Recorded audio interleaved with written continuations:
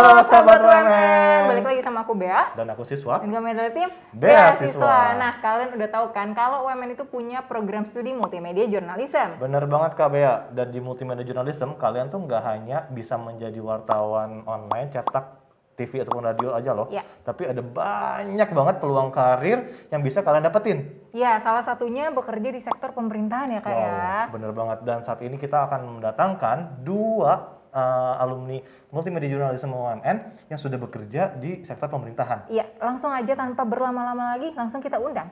Siapakah dia? Check it out.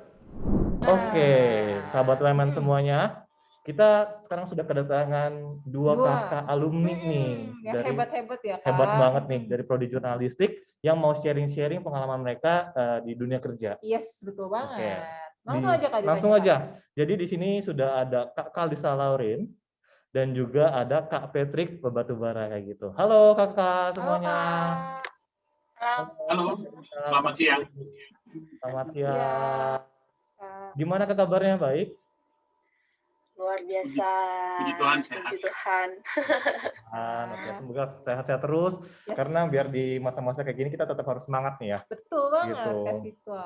Nah, mungkin untuk pertanyaan pertama nih, mungkin sahabat-sahabat teman semua juga yang di rumah pengen tahu nih, kira-kira Kak Kalista sama Kak Patrick tuh angkatan berapa sih waktu di UMN dulu? Dan dulu jurusannya jurusan apa ya Kak? Boleh, mungkin Kak Kalista dulu silakan. Aku dari angkatan 2013, jurusannya Ilkom, peminatannya jurnalistik. Wih. Oke. Kalau Kak Patrick nih Kak? Kalau saya dari Ilmu Komunikasi angkatan 2011, jurusannya jurnalistik.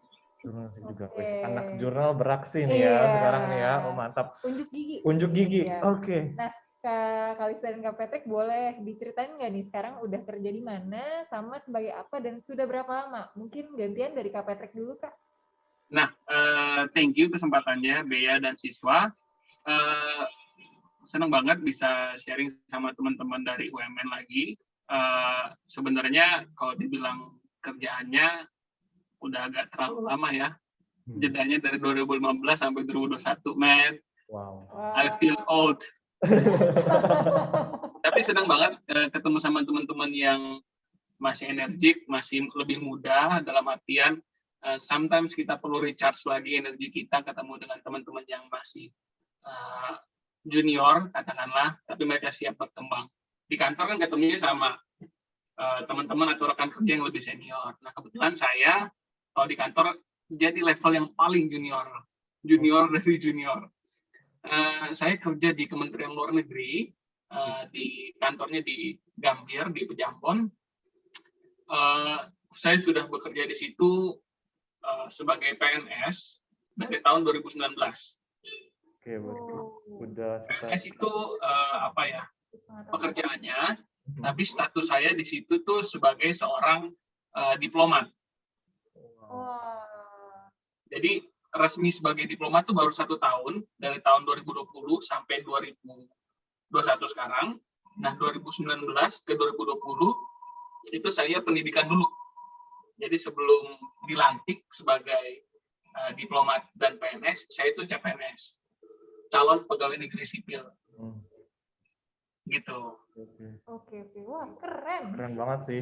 Udah kerja di kemana lu ya? Iya, Kementerian Luar Negeri. Mantap, Terus jadi mantap. diplomat juga. Diplomat juga ya. Iya. Sebagai apa Kak di Kemlunya Kak? Di divisi atau di bagian apa gitu Kak? Kalau saya mungkin bagi teman-teman yang tahu, di setiap kementerian dan lembaga itu ada divisi humasnya, hubungan masyarakat. Tapi secara spesifik nomenklaturnya di kantor saya nggak sebut sebagai humas, disebutnya sebagai Direktorat Informasi dan Media. Itu ibaratnya kayak semacam salah satu unit yang menjadi bagian untuk mengengage publik, dalam hal ini media dan masyarakat. Dan di situ saya bekerja di unit yang persis yang seperti yang pekerjaan atau jurusan saya ambil di UMN, yaitu jurusan pelayanan media, subdit pelayanan media. Saya di divisi tersebut. Jadi memang sangat relate sekali karena pengalaman saya sebenarnya dari 2015 sampai lulus tuh sampai sekarang itu semuanya bergerak di bidang media. Jadi ya nggak heran lagi saya kembali ke dalam artian kembali ke kiblatnya dalam tanda kutip. Tapi sekarang saya ini bukan lagi orang yang mengejar berita, tapi saya yang menyediakan berita. Saya menyediakan konten, video, press release, habis itu bahan masukan buat pimpinan, segala macam semuanya itu disiapkan oleh unit saya. Jadi kalau misalkan mau keluar, kayak tadi kenapa saya minta kontaknya Kalista, karena yang engage dengan masyarakat luar atau dengan media itu adalah unit saya. Unit-unit lain bisa, tapi sebagaimana layaknya informasi dan media sebagai hubungan masyarakat, itu adalah salah satu pekerjaan yang saya jalan sekarang. Jadi pekerjaannya juga sejalan dengan lulusannya yang dengan jurnalistik, kerjanya juga online gitu dengan jurnalistik. Meskipun nggak turun ke lapangan ya, tapi kan kita bisa kayak tadi Kak Patrick bisa dalam tanda kutip di balik layar. Oke. Kalau Kak Kalista gimana nih Kak? Wah, kalau dengar penjelasannya Kak Patrick tuh aku ngerasa minder ya. Waduh, jangan minder dong Kak. Gimana nih Kak? Apa nih Kak? Boleh coba nih. Kalau Kak Patrick kan udah dari 2015 ya. Aku tuh baru banget masuk ke staf khusus presiden di bawahnya Mas Dias Hendro Priyono itu tahun 2020, Januari 2020. Nah, kalau divisi aku sih, aku sekarang di tim media dan hampir sama juga kayak Kak Patrick, aku bikin press release juga, kadang berhubungan dengan media juga. Bukan sebagai pencari berita, itu benar banget kalau di pemerintahan, tapi kita yang menyediakan konten dan istilahnya tuh kayak framing untuk satu isu itu bisa dipotret sama media seperti apa sih kayak gitu. Nah, abis itu kita tuh juga lagi garap satu podcast untuk Mas Dias ini. Jadi aku lebih banyak sekarang in charge di script writing sama untuk bikin kontennya sih gitu. Nah, walaupun kalau jurnal kan kita tahunya mencari berita, jadi wartawan, turun ke lapangan. Tapi dengan walaupun sekarang bukan yang turun ke lapangan, bukan mencari berita, tapi pelajaran-pelajaran yang didapatkan di jurnalistik kayak dulu kayak penulisan berita, terus juga misalnya teknik wawancara segala macam juga bisa kepakai kan Kak ya di pekerjaan sekarang, juga videografi, kan tadi kan podcast juga, video sama foto juga kan dipakai, walaupun tidak secara langsung kayak turun ke lapangan kayak wartawan kayak gitu sih. Jadi ilmu-ilmunya pasti kepake banget. Kepake banget. Oke. Nah Kak, kira-kira nih Kak, pengalaman apa nih yang paling seru nih? Kalau mungkin bisa di-share ke sahabat teman semua, pengalaman apa yang paling seru menjadi seorang kayak Kak Kalista dulu lah, menjadi seorang staf kepresidenan. Nanti bisa dilanjut sama Kak Patrick sebagai divisi humas di Kemlu kayak gitu. Boleh Kak Kalista silakan. Pengalaman paling seru sih masuk ke sini aja tuh udah seru banget ya. Kayak dream come true banget. Jadi kayak aku tuh dari dulu pengennya memang kerjanya di pemerintahan gitu. Dan sebenarnya waktu kuliah itu nggak ada bayangan sama sekali kira-kira gue bakalan bisa jadi staf di pemerintahan nggak ya, kayak ya udahlah, itu tuh kayak dipendem aja gitu mimpinya sambil keep going, nggak tahu nih nantinya akan kerja apa gitu. Cuman kalau kita udah fokus tuh pasti ada aja jalannya ya. Jadi dengan masuk ke sini tuh menurutku udah seru banget, apalagi ketemu sama sosok yang boleh dibilang powerful lah, Mas Dias Hendro Priyono gitu, seorang staf khusus presiden, di bawahnya Pak Presiden langsung gitu. Dan pengalaman seru lainnya ketika aku masuk di tim media dan sekarang udah mulai ada podcast, aku bisa ketemu tokoh-tokoh lain nih, yang kayak misalkan kemarin Raffi Ahmad, Hemis Daud, tokoh politik Ridwan Kamil dan sebagainya gitu. Jadi kayak itu pengalaman yang paling wow banget sih, nggak bakalan pernah bisa tergantikan dengan apapun gitu menurut aku. Kayaknya pengen juga nih aku nih. Iya. Ikut dong, pas sekali Ayo gimana? Kak, Boleh. kali ya. Ajak nih. Podcastnya. Collab Nanti nih, ya. collab nih, collab. Oke, kalau Kak Patrick gimana Kak? Kalau Kak Patrick sendiri? Ya, kalau untuk Kalista tadi memang ya divisinya berat banget ya Pak Dias Endro Priyono dengan teman-teman artis, dengan teman-teman milenial influencer. Nah kalau ditanya pengalaman paling seru, ralat sedikit tadi yang disampaikan Kalista, saya bukan dari 2015, saya dari 2019. Kalau dari 2015, harusnya sekarang udah berangkat posting ke luar negeri. Nah, kalau ditanya paling seru, sebenarnya dari semenjak saya masuk, semua pengalaman itu, semua jenis tipe kerjaan yang saya alamin, semuanya seru.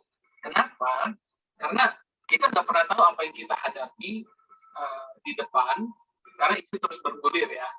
Jadi memang kita nggak punya pattern gitu loh kerjanya. Ada sih kerjaan yang rutinitas, tapi ada juga lebih banyak kerjaan yang isunya pop up. Jadi kayak tiba-tiba muncul, ini harus ditangani, ini harus ditangani. Nah kalau boleh saya list, mungkin saya kasih 3 aja kali ya pengalaman yang paling seru. Yang pertama, dari tiga, saya senang banget saya bisa catch up sama Ibu Menteri untuk baik nyusun bahannya, habis itu nyiapin press briefingnya, press release-nya, nyiapin medianya, itu dari hulu ke hilir saya kerjasama sama teman-teman di kantornya Ibu Menteri. Sampai dia datang, semuanya itu saya siapin. Itu pengalaman yang bagi saya belum tentu semua orang bisa dapat untuk masa seperti itu. 3. Yang kedua, mungkin waktu pas, karena saya masih baru, belum begitu banyak pengalaman. Yang kedua, waktu pas saya nanganin kunjungan Raja dan Ratu Belanda. Waktu tahun lalu kan mereka datang ke sini tuh, mereka kunjungan ke beberapa tempat, dari mulai Yogyakarta sama ke Sumatera Utara kalau nggak salah. Nah, itu benar-benar saya hands on langsung di bawah arahan pimpinan tentunya. Kamu begini. Dan kepake banget ilmu dari jurnalistik di mana kita tuh nggak jadi orang yang kaku, kita tuh fluid, ngontak sana, ngontak sini, bisa kerjasama. Dan karena memang saya orang yang nggak kaku juga, terus habis itu juga ini arahannya namanya arahan pimpinan, ini baru arahan pimpinan eselon 2 dan eselon 1. Eselon presiden kan harus dilakuin. Jadi ya itu benar-benar dari mulai itu Raja sama Ratu turun pesawat, nyiapin karpetnya, sampai dia terbang lagi, itu semua saya ngurusin. Wow. Bukan saya ngurusin ya, tapi saya terlibat dalam hal itu. Ya, yang terakhir, yang paling benar-benar memorable adalah waktu tahun lalu, itu saya terlibat untuk dengan tim yang menjemput WNI dari Wuhan. Jadi itu kan keputusannya waktu, kalau nggak salah dalam waktu 3 hari Ibu Menteri itu ada press briefing penyampaian statement ke media dalam waktu 2-3 kali kalau nggak salah. Karena kan menunggu arahan presiden, menunggu koordinasi segala macam. Itu dalam waktu 1 hari keputusannya berubah. Saya dikontak sama pimpinan, Pak, pagi ini ke sini. Oke, siapa? Kan seperti itu ya kalau pola jurnalis ya, dari editor, dari korlip, kamu ke sini ya. Oke, siap. Bagi saya itu bukan hal yang baru. Tapi ketika saya di sana nyaksiin, kan orang bondong-bondong pengen ngeliput pelepasan tim yang menjemput WNI dari Wuhan. Itu benar-benar sangat menyentuh saya sekali, karena kita nggak tahu itu virusnya kayak gimana, kita nggak tahu wujudnya kayak gimana, belum ada obatnya, tapi saya sudah terlibat, udah ngelihat langsung. Itu benar-benar saya terharu di situ, melihat teman-teman yang menjadi sukarelawan untuk menjemput, dan sampai sekarang itu saya benar-benar nggak bisa lupa. Pada akhirnya saya terlibat dalam tim tersebut, meskipun cuma tiny part, tapi kalau tiny part ini nggak ada, mungkin proses penjemputan itu nggak bisa berlangsung sempurna. Itu aja sih, salah satu sekelumit pengalaman yang bisa saya ceritakan. Pasti, aku percaya pasti itu bakal banyak banget pengalaman-pengalaman seru lainnya menjadi seorang alumni jurnalis dan apalagi kerja di pemerintahan pasti banyak banget pengalamannya gitu sih ya. Yes, betul. Karena dulu juga dari masa kuliah juga banyak ya pengalaman-pengalaman asik seru yang kita udah dapetin selama dari kuliah gitu loh. Terus selanjutnya nih Kak, mungkin boleh nggak nih Kak ceritain sedikit bagaimana pengalaman atau perjuangan Kakak nih bisa menjadi seperti sekarang kayak gitu. Mungkin dari Kak Patrick dulu boleh Kak? Dari Perjuangan menjadi seperti sekarang nih. Oke. Gini, sebenarnya dulu saya masuk UMN itu karena ada beasiswanya. Wow. Oke. Wah, seru nih. Seru nih. Yang beasiswa seru nih kayaknya nih. Seru beasiswa ya. Karena waktu itu saya waktu itu sedang pengen cari, waktu itu sebelum masuk UMN, saya ikut tes psikometrik untuk menentuin jurusan saya. Dapatlah keluar jurusan saya itu 3, hubungan internasional, komunikasi, sama bisnis manajemen. Waktu itu saya ngincar ada kampus negeri, tapi di situ nggak dapat SNMPTN. Udahlah, kata apa-apa ya udah cari yang ini aja, cari yang yang dekat aja. Entah bukan karena kampusnya juga, tergantung mahasiswa juga bisa maju apa enggak. Saya dari semenjak SMA udah ditanamin sama papa saya, harus punya cita-cita keluar negeri, punya cita-cita yang internasional, Puang. Oke. Nah, di UMN, saya masuk jurusan jurnalistik. Di situ saya sempat 2 kali pertukaran pelajar. Yang pertama ke Johor Bahru dan yang kedua Istanbul. Jadi memang bibit-bibitnya tuh udah ada. Tapi waktu itu UMN belum semaju sekarang. Jadi saya masih harus cari sendiri, koordinasi sendiri. Terus habis itu dalam tanda kutip mendorong kampus untuk ayo dong gue mau ikut ini, tolong dong didukung juga akhirnya. Lalu habis itu setelah lulus, karena memang ketertarikan saya dengan isu luar negeri, dan waktu itu pengen ambil S2 juga, saya di situ belajar bahasa. Saya belajar bahasa Prancis. Wow. Sampai lulus, sampai master bahasa Prancis. Waktu itu sempat pengen S2, tapi sayangnya waktu itu nggak dapat scholarship-nya, jadi ya udah, yang penting ilmunya kepake. Jadi dalam 3 waktu tersebut, saya terjun ke dunia jurnalistik sebagai wartawan. Dan mulai wartawan kesehatan, wartawan pop culture, habis itu kerja di startup, dan yang terakhir itu sebelum di Kementerian Luar Negeri saya kerja di Alibaba. Wow. Berat sih memang waktu pas ninggalin Alibaba itu berat banget karena di sana kan juga sudah tetap. Tapi yang minta waktu itu nyokap. Nyokap bilang sinilah poin stabil, enak, bla bla bla bla segala macam. Yang namanya nyokap yang minta, saya daftar aja. Daftar. Puji Tuhan sampai tahap akhir lolos, sampai sekarang akhirnya saya masih, dan mungkin akan panjang lagi jalannya menjadi bekerja di Kementerian Luar Negeri gitu. Keren. Dari kuliah sudah ada bibitnya ya? Iya, berarti memang dan sudah sesuai passion juga gitu kan? Betul banget. Menjalani kuliah, terus sesuai passion, menemukan passionnya juga, terus sampai dan kerjanya pun juga mengikuti passionnya. Sesuai passion dan juga sesuai ilmunya juga. Yes, benar-benar itu keren banget sih, itu inspirasi banget sih buat kita semua kayak gitu. Ya. Selanjutnya mungkin Kak Tata, boleh sharing sedikit Kak? Kalau aku sih waktu SMA aku tuh memang udah suka nulis ya, suka nulis, terus ini masuk ke majalah sekolah waktu itu namanya Inspa, gitu. Jadi memang passionnya sih dari awal udah ke situ ya, ke arah jurnalistik gitu ya. Nah, tapi itu tuh nggak sesuai sama peminatan yang aku ambil waktu SMA. Jadi aku dulu itu jurusannya IPA gitu. Nah,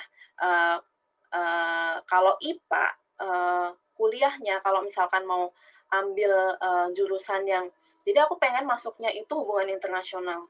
Hubungan internasional, kalau enggak ilmu komunikasi dulu waktu itu pengen ambilnya di PTN gitu sebenarnya. Nah, cuman karena dari IPA untuk ke jurusan yang IPS harus ngambilnya tes yang apa sih sebutannya waktu itu IPC ya, ilmu pengetahuan campuran ya, gitu. Jadi waktu itu aku tuh benar-benar nggak ada yang ngarahin gitu. Jadi kayak yang teman-teman aku yang lainnya pada bimbingan belajar, yang aku tuh kayak aduh ini teman-teman aku pada bimbel nih, aku kok enggak ya gitu ya. Jadi kayak benar-benar enggak siap waktu itu. Jadi SNMPTN aku enggak ikut waktu itu. Jadi kayak nyesel banget nih. Gimana caranya nih ya aku tuh biar nggak terlalu nyesel gitu. Makanya aku lihat-lihat universitas swasta yang kira-kira bisa mengembangkan potensi dan passionku.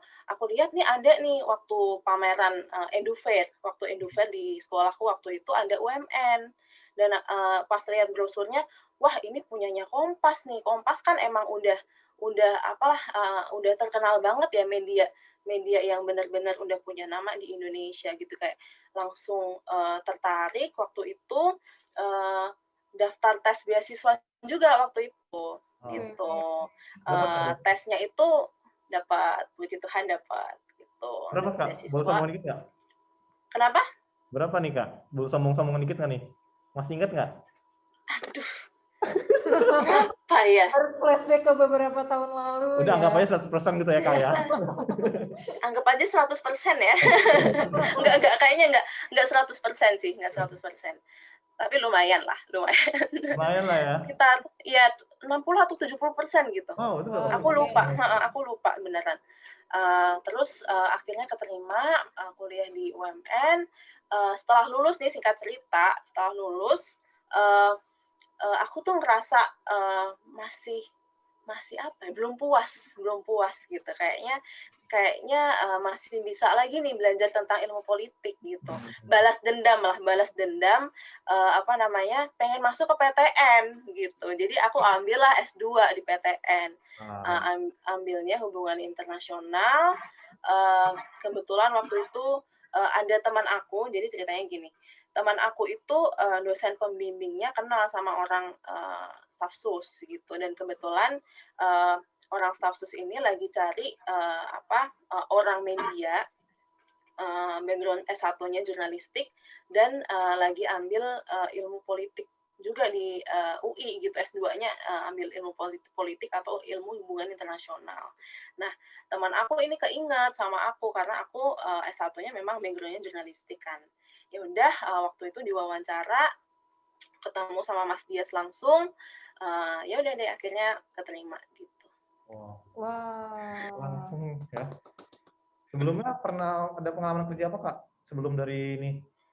Atau kamu pilih buat langsung S2 dulu terus langsung dapat ke sini? Nyambi sih. Jadi waktu S2 itu aku benar-benar langsung setelah lulus S1 langsung ambil S2 by the way. Wow. Jadi kayak langsung banget gitu. Nah, pas S1-nya aku tuh pengalaman kerjanya jadi presenter di First Media Production, tapi cuman kayak setengah tahun karena sistemnya cuman kontrak kan. Nah, setelah lulus itu aku nggak langsung kerja, tapi langsung ambil S2. Nah, pas S2-nya nyambi jadi event organizer gitu sih. Keren ya. Speechless. Sampai jadi sama juga nih sama kayak Patrick itu sesuai passionnya. Memang dari kecil tuh udah menemukan, dari SMA udah menemukan passionnya. Suka di bidang nulis-menulis, kan media segala macam. Ternyata masuklah ke UMN. Nyesel nggak Kak masuk UMN? Enggak sama sekali. Waduh, jelas dong. Kenapa tuh Kak? Boleh tuh Kak. Karena waktu saya masuk UMN belum semaju sekarang. Mohon maaf ya Kak. S2 gimana? Jadi gini, kalau gini ibaratnya, kalau seperti saya aja dengan dalam tanda kutip fasilitas yang minimum bisa melesat sejauh ini, harusnya teman-teman yang masuk sekarang dan yang akan masuk lebih jauh lagi lesatannya. Sahabat UMN dengerin tuh sahabat UMN ya. Karena memang kita walaupun kampus dari 2006 terbilang cukup ya masih cilik-cilik lah gitu. Tapi memang sudah terlihat banyak banget perkembangannya, juga memang sudah mulai diakui juga oleh luar kayak gitu kan. Seperti yang kita alami ya. Untuk kuliah sama sekarang kan perkembangan UMN juga pesat banget ya Kak siswa ya. Dan itu membuktikan. Oh ya, by the way nih. By the way, aku ini kan dari Solo ya, anak kampung. Oh itu. Oh iya. Anak kampung gitu. Dan di UMN itu kan banyak banget ya anak daerah ya. Betul. Banyak banget yang aku tahu. Kalau anak kampung kayak aku aja tuh bisa sampai ke titik ini, aku sih percaya teman-teman yang lain dari daerah-daerah lain tuh pasti juga bisa mencapai hal yang sama atau bahkan lebih tinggi lagi daripada aku dan juga Kak Patrick gitu ya. Betul. Dengerin sahabat UMN. Intinya tuh jangan kecil hati, terus mencoba, terus berusaha memberikan terbaik kayak gitu. Ini podcast motivasi. Iya ya. Betul. Keren. Nah, benar juga tuh, karena di UMN juga nggak melulu daerah Tangerang, orang Jakarta aja, enggak, tapi kita memang seluruh Nusantara. Seperti namanya Universitas Multimedia Nusantara. Jadi buat teman-teman semua mungkin yang dengar dari luar kota, luar daerah segala macam, jangan takut buat kuliah di UMN gitu. Buktinya nih ada Kak Kalista loh yang dari Solo jauh-jauh ke UMN buat kuliah, mantap. Aku pengen ngajak Kak Patrick sama Kak Kalista juga buat flashback sedikit ke masa kuliah. Jadi kita pengen tahu sih sebenarnya dulu waktu pas Kakak kuliah di UMN itu apa ya, ibaratnya gimana sih Kak rasanya melihat fasilitas yang ada, melihat kurikulum, dosen-dosen atau mungkin teman-temannya gitu. Mungkin boleh dari Kak Kalista dulu, mungkin bisa share sedikit. Karena aku orang kampung ya, kata aku dari Solo gitu. Ngelihat fasilitas di UMN itu waktu tahun 2013 tuh udah, menurut aku tuh udah keren banget loh. Kayak semua komputernya pakai Mac itu udah kayak, wow, gila ini kampus apaan ini gitu. Nggak ada ya di sana, nggak ada ya kayak. Wah gila, wah mahal nih gitu kan. Terus ditambah lagi ketemunya dosen-dosen yang ternyata praktisi kan. Semua dosen UMN kan rata-rata memang praktisi gitu. Jadi memang udah expert di bidangnya masing-masing dan udah pernah kalau misalkan yang ngajar tentang produksi TV gitu ya. Itu kan pasti dosen yang dipilih ya yang udah pernah tampil di TV gitu, kayak misalkan Pak Yulika waktu itu kan dia di Kompas TV gitu. Jadi kayak ilmu yang dia ajarkan tuh benar-benar langsung kebayang gitu. Gimana sih caranya memposisikan dirimu di depan kamera tuh kayak gimana sih gitu. Jadi kayak banyak banget ya pelajaran di UMN yang sangat-sangat kepake gitu sampai sekarang. Jadi nggak cuman secara akademis, tapi juga secara mentalnya, mempersiapkan how it looks di depan publik tuh kayak gimana. Jadi kayak ya benar-benar siap lah secara akademik dan non akademis tuh siap banget. Dosen-dosen di sini juga mengajarkannya bagus banget. Gitu. Soft skill juga diajarin ya. Cuman belajar di kelas, tapi juga di luar kelas juga banyak banget. Mungkin organisasi-organisasinya gitu kan. Dulu Kak Kalista ikutan organisasi apa Kak? UMN Radio dulu. Radio. Suaranya nih enak nih, suaranya enak ya. Oh gitu ya. Suaranya di telinga gitu. Iya, sopan sih, nggak mengganggu. Tapi aku dulu bukan penyiar. Apa tuh Kak? Dulu ngapain Kak? Aku dulu scriptwriter. Ya, itu passion-nya. Nulis dimanapun itu. Bener-bener keren. Sampai tugas kuliah itu kan dulu banyak yang produksi video gitu-gitu kan. Nah, aku sampai ke situ pun scriptwriter bener-bener ya elah, beneran udah mendarah daging kali ya. Tulis menulis tuh kayak udah makananku sehari-hari gitu. Keren. Kalau Kak Patrick gimana Kak? Apa yang mungkin pernah dirasain, pengalaman atau kesannya belajar di jurnalistik UMN gitu Kak? Kesan belajar jurnalistik di UMN. Sebenarnya senang karena dosen yang ngajar itu dia langsung enggak textbook gitu loh. Dia langsung kasih pengalaman. Jadi ini kita belajar soal produksi TV. Teorinya ini teori. Tapi pada prakteknya kita langsung terjun gitu loh. Coba kalian bikin video terkait ini.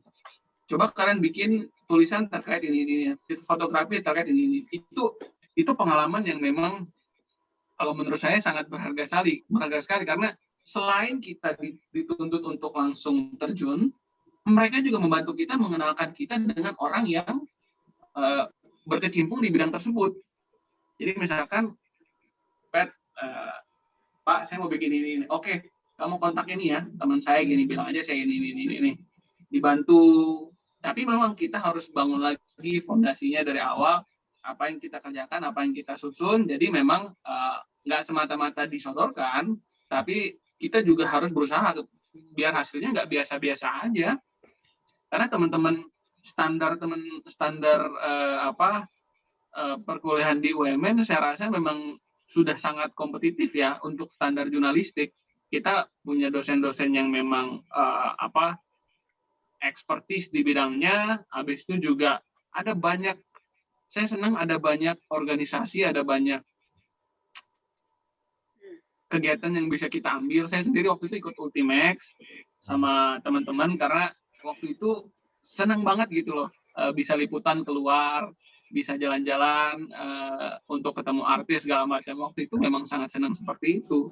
Dan pada akhirnya hal tersebut yang membantu tugas kuliah saya. Jadi nggak jarang dosen ngasih tugas kelas, kalian bikin ini. Oke.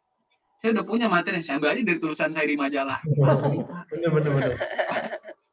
Jadi memang ya itu sangat-sangat membantu sekali waktu saya berkuliah di UMN selama kurang lebih 4 tahun dari 2011 sampai 2015.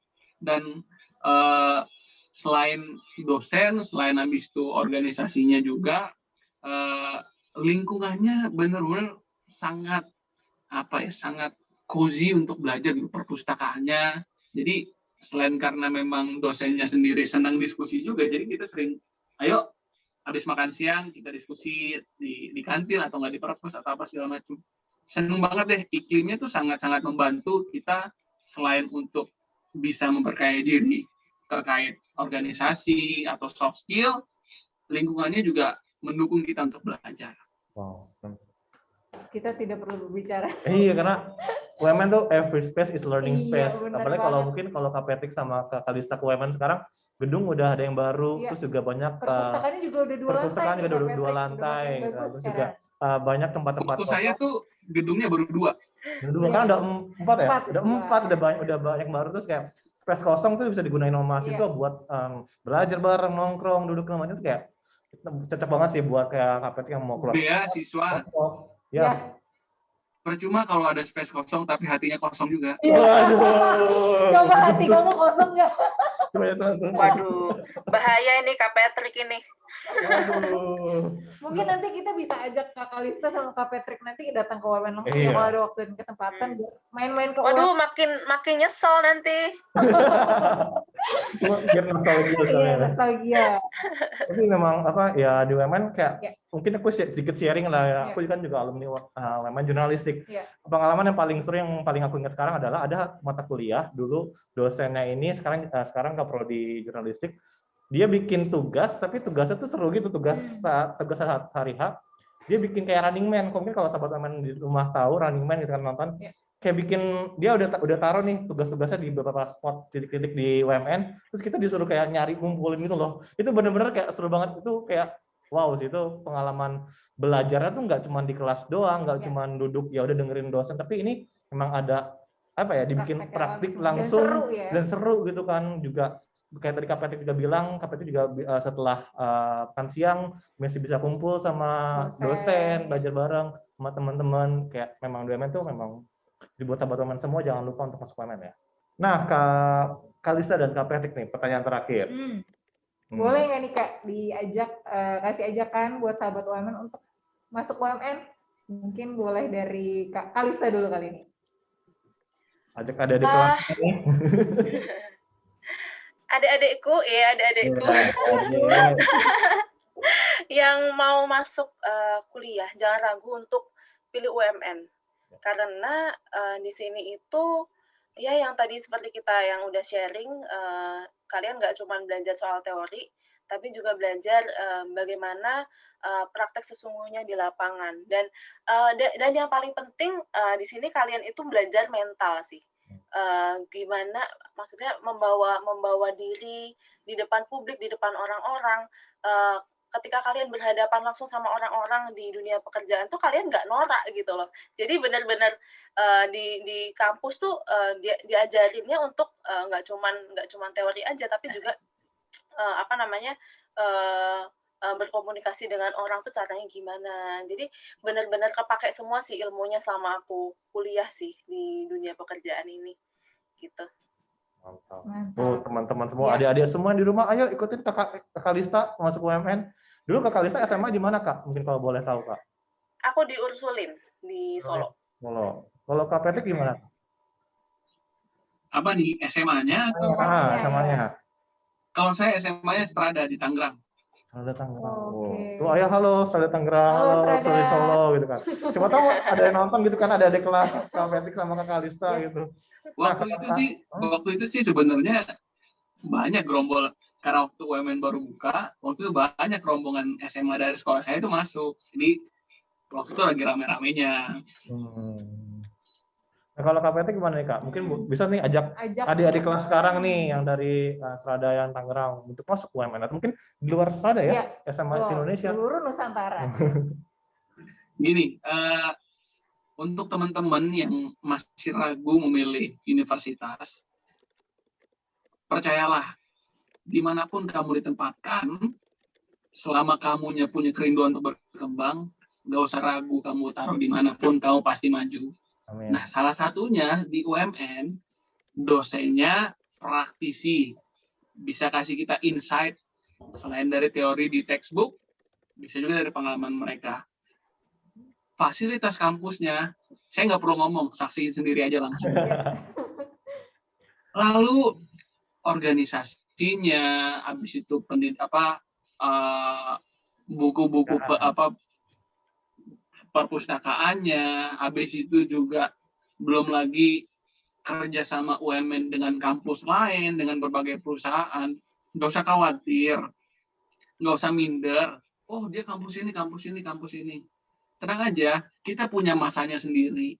Kita punya dalam tanda kutip, sekarang ini masih zaman momen-momennya yang bagi kita harus terus belajar, harus terus memupuk diri. Nanti ketika sampai 10-15 tahun ke depan, jangan kaget ketika orang tanya, kamu lulusan mana?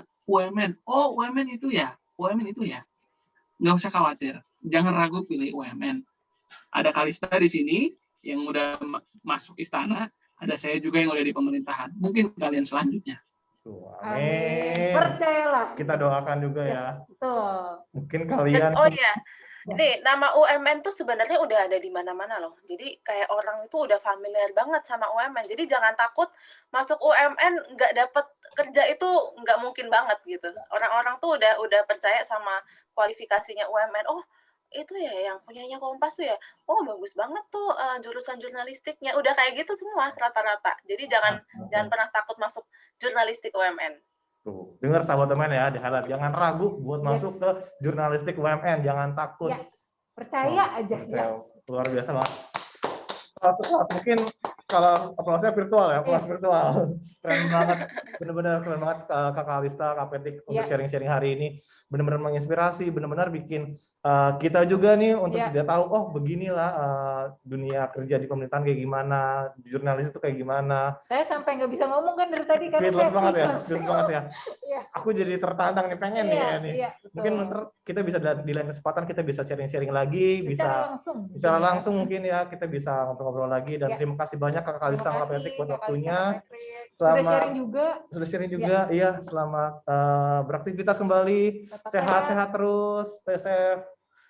Dadah. Thank you, udah diundang. Dadah. Wow, ternyata seru banget ya bekerja di sektor pemerintahan dan seru banget kuliah di multimedia jurnalisme UMN. Nah, tadi juga kita udah denger ya Kak Siswa sharingnya dari Kak Petek dan Kak Kalista kalau banyak banget yang mereka dapetin selama berkuliah di multimedia jurnalisme UMN. Nah, tunggu apa lagi? Kalian langsung aja daftar ke multimedia jurnalisme UMN, langsung klik aja nih di sini pmb.umn.ac.id. Nah, kalian semua jangan lupa untuk follow, like, comment, subscribe sosial medianya UMN. Ada di Instagram kita di @universitasmultimedia_nusantara serta di @pmb.umn. Jangan lupa Facebook dan YouTube-nya UMN ada di Universitas Multimedia Nusantara. Dan juga ada yang baru nih di TikTok di @join.umn. Nah, kalau misalnya masih ragu nih tentang multimedia jurnalisme UMN, jangan ragu untuk chat. Yes. Tanya-tanya kita. Langsung buka aja, website kita ada di www.umn.ac.id. Terus kamu cari aja yang ada tulisan WhatsApp-nya, logo WhatsApp-nya. Yuk, chat aja. Oke. Nah, jangan lupa juga kalian semua untuk ikutan tes beasiswa, langsung lihat informasinya ada di website kita dan di sosial media UMN. Tunggu apa lagi? Langsung daftar ya. Sampai jumpa di UMN. Bye-bye.